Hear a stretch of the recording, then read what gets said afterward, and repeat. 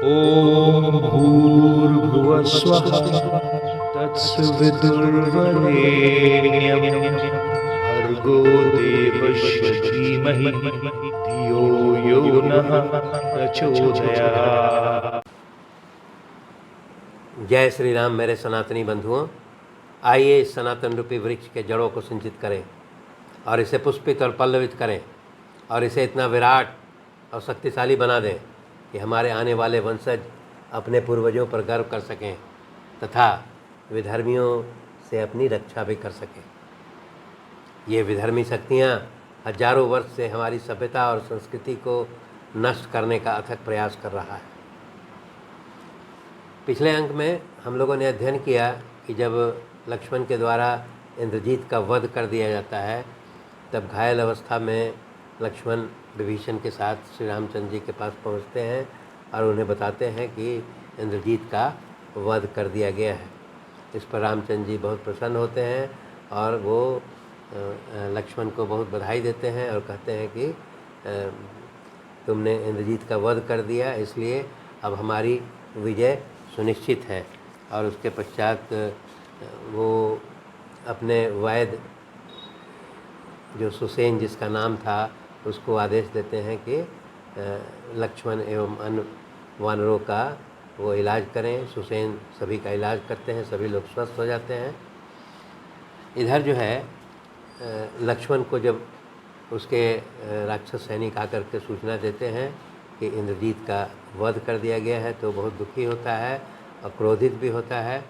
और उस क्रोध में फिर वो ये निर्णय लेता है कि इन सभी समस्याओं का मूल कारण जो है सीता है, इसलिए सीता का वध करने के लिए वो तलवार हाथ में लेकर के अशोक वाटिका की ओर प्रस्थान करता है। परंतु वहाँ पर एक सुपार्श्व नाम के बुद्धिमान उसके मंत्री थे। वो रावण को सलाह देता है कि आप राजा हैं, आपके द्वारा स्वयं जो है स्त्री वध जो है उचित नहीं है, और वो सलाह देता है कि आप रामचंद्र जी पर आक्रमण करें और उनका वध करें, जिससे कि आपको सीता स्वतः प्राप्त हो जाएगी। इस अंक में हम लोग युद्धकांड के 93 और 94 सर्ग के बारे में अध्ययन करेंगे। रावण जब उस शोक में जो है वो अपने राज दरबार में पहुंचता है, उस समय वो अपने पुत्र शोक से पीड़ित है। तब वो वहाँ उपस्थित जितने भी राक्षसी सैनिक, सेनापति, मंत्रीगण हैं, उनको कहता है कि तुम लोग जो है सभी लोग पूरी सेना के साथ हाथी, घोड़े और रथ और पैदल सैनिकों के साथ युद्ध भूमि की ओर प्रस्थान करो और ये दोनों राजकुमार राम और लक्ष्मण का वध करो। तब इसके आलोक में जितने भी राक्षस सैनिक हैं वो हाथ में विभिन्न प्रकार के शस्त्र जैसे परिध, पट्टिस, वाण, तलवार, फरसे इत्यादि अस्त्रों के साथ जो है वो युद्धभूमि की ओर प्रस्थान करते हैं और युद्धभूमि में पहुंच करके वो वानरों पर जो है वानरों का संहार करने लगते हैं। इस राक्षसों के आक्रमण में जो है वानर जो है वो काफ़ी भयभीत हो जाते हैं और काफ़ी उसमें घायल भी हो जाते हैं। तब सभी वानर जो है वो श्री रामचंद्र जी के पास सहायता पहुंचते हैं, जिसके बाद श्री रामचंद्र जो है वो अपने बाण और धनुष लेकर के युद्ध मैदान में उतरते हैं। यहाँ पर दिखाया है कि श्री रामचंद्र जी जो है वो एक गांधर्व नाम के दिव्य अस्त्र का प्रयोग करके और सभी राक्षसी सैनिकों को मोह में डाल देते हैं, जिसके कारण जो है वो युद्धभूमि में राक्षस रामचंद्र जी को कभी एक की संख्या में देखते हैं, कभी हजारों की संख्या में देखते हैं। राक्षसों को ऐसा प्रतीत होता है कि श्री रामचंद्र चक्र के समान जो है वो सभी जगह घूमते हुए और वाण चला करके और राक्षसों का संहार करते हैं। तो इस प्रकार का कहने का अर्थात ये है कि श्री रामचंद्र जी जो है बहुत इसमें पराक्रम से और बहुत तेज़ी से जो है राक्षसों का वध करने लगते हैं। इस युद्ध में बताया गया है कि ये पूरे एक दिन का जो है 8वां पहर तक ये युद्ध जो है श्री रामचंद्र जी करते हैं। अर्थात पूरे दिन का 8वां भाग यानी कि 1.5 घंटे तक जो है श्री रामचंद्र इस प्रकार राक्षसों का वध करते हैं। इस 1.5 घंटे के युद्ध में श्री रामचंद्र जी जो है वो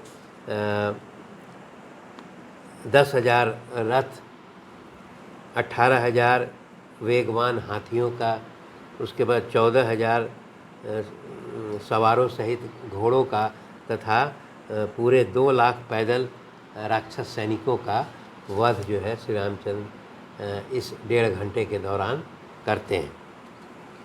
इसके कारण जो है सारे जितने देवता और महर्षि गंधर्वगण जो है वो श्री रामचंद्र जी के इस पराक्रम को देख करके बहुत प्रसन्न होते हैं।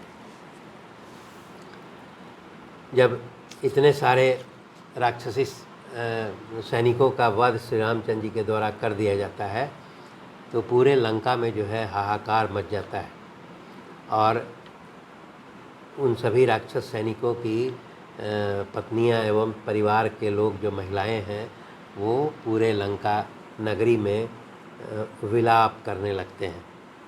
विलाप करने के पश्चात फिर वो सर्वप्रथम जो है शूर्पणखा को कोसने लगती हैं महिलाएं।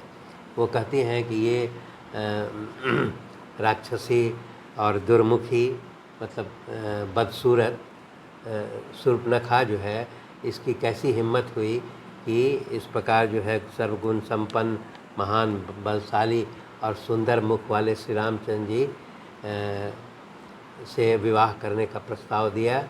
और वो महिलाएं बोलती हैं कि ये जितना भी ये विपत्ति जो प्राप्त हुआ है इसका मुख्य कारण जो है वो शूर्पणखा है। और इसी शूर्पणखा के कारण जो है वो जो दशमुख रावण जो है वो रामचंद्र जी से बैर जो है वो ग्रहण कर लिया है और सीता का हरण करके ले आया है। वो ये बोलती हैं कि हम लोग जानते हैं कि रावण जो है वो कभी भी सीता को प्राप्त नहीं कर सकेगा, लेकिन वो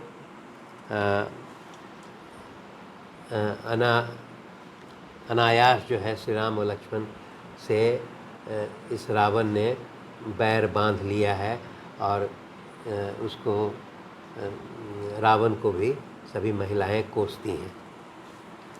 फिर यहाँ पर महिलाएं जो हैं वो बहुत ज्ञान की बातें कहती हैं। वो बहुत सा उदाहरण देती हैं श्री रामचंद्र जी के बलशाली होने का और अविजित होने का। वो बताती हैं कि इतनी सारी घटनाएं हुई जिसके कारण ये रावण को समझना चाहिए था कि श्री राम पर विजय प्राप्त नहीं किया जा सकता है और श्री राम अविजित है। परंतु रावण जो है वो इस चीज़ को नहीं समझता है। वो बताती हैं कि बहुत सारी जो पूर्व की जो घटनाएं हैं श्री रामचंद्र जी के द्वारा जो की गई, जैसे राक्षस विराध का वध हो गया। फिर इसके बाद 14,000 राक्षसों का वध श्री रामचंद्र जी ने अकेले किया। इसके पश्चात खर, दूषण, त्रिशिरा का वध जो है वो श्री रामचंद्र जी के द्वारा किया गया। इसके पश्चात कबंध नाम के राक्षस का वध कर दिया गया।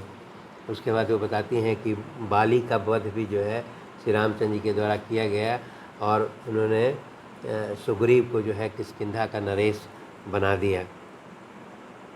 इसके पश्चात फिर वो बताती हैं कि कुंभकर्ण का भी वध जो है श्री रामचंद्र जी के द्वारा किया जा चुका है।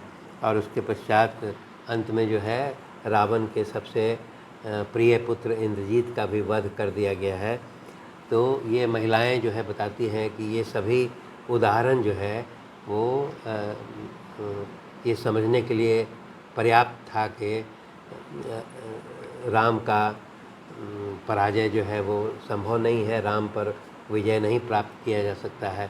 परंतु वो रावण को कोसती हैं कि रावण चूँकि सूरवीर है, लेकिन उसको ब्रह्मा जी का चूँकि वरदान मिला है, इसलिए वो घमंडी हो गया है। और घमंडी होने के कारण जो है इस प्रकार जो समझ जाना चाहिए था कि श्री राम से बैर लेना जो है वो विपत्ति का कारण होगा, परंतु अपने घमंड के कारण वो नहीं समझता है। वो महिलाएं जो है ये कहती हैं कि विभीषण जो है वो बुद्धिमान है और वो समझ गया था कि श्री रामचंद्र जी के पास जो है वो अभिजित शक्ति है, इसीलिए वो विभीषण जो है समय पर ही श्री रामचंद्र जी के शरण में चला गया है। तब वो महिलाएं जो है फिर रावण के बारे में कहती हैं कि रावण जो है वो ये निश्चित है कि रावण जो है बहुत ब्रह्मा जी का उसने तपस्या किया था और ब्रह्मा जी ने प्रसन्न होकर के उसे जो है अभय दान दिया था, परंतु उसने रावण ने जो है राक्षस, देवता, गंधर्व इनसे अपना वध होना जो है वो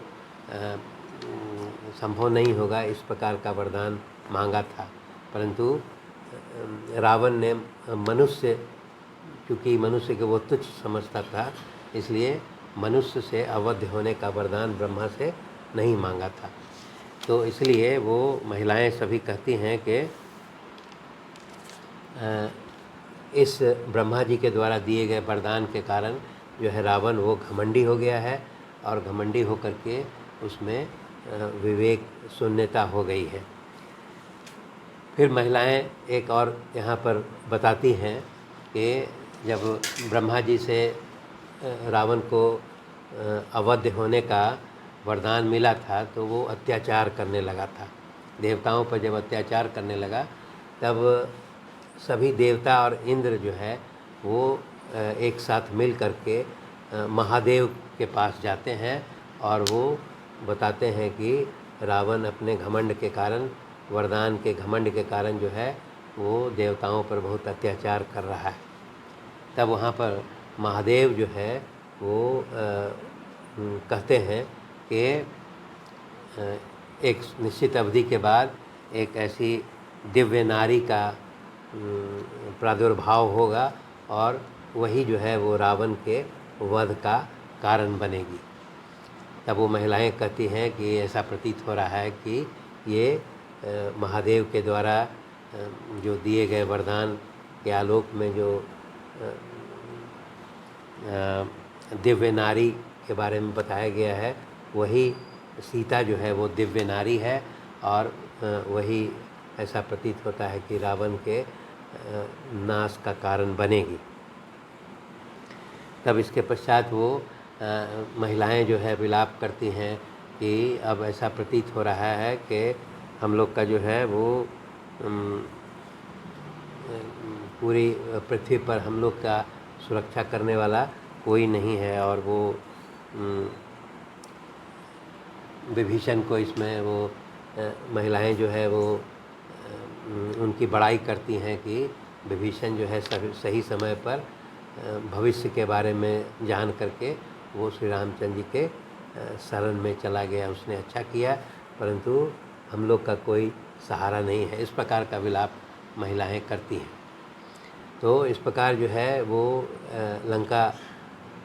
लंका की सभी महिलाएं, जिसके परिवार के लोग वो युद्ध में श्री रामचंद्र जी के द्वारा मारे गए हैं, वो सभी महिलाएं जो है वहाँ लंका नगरी में भयंकर विलाप करती हैं। धन्यवाद।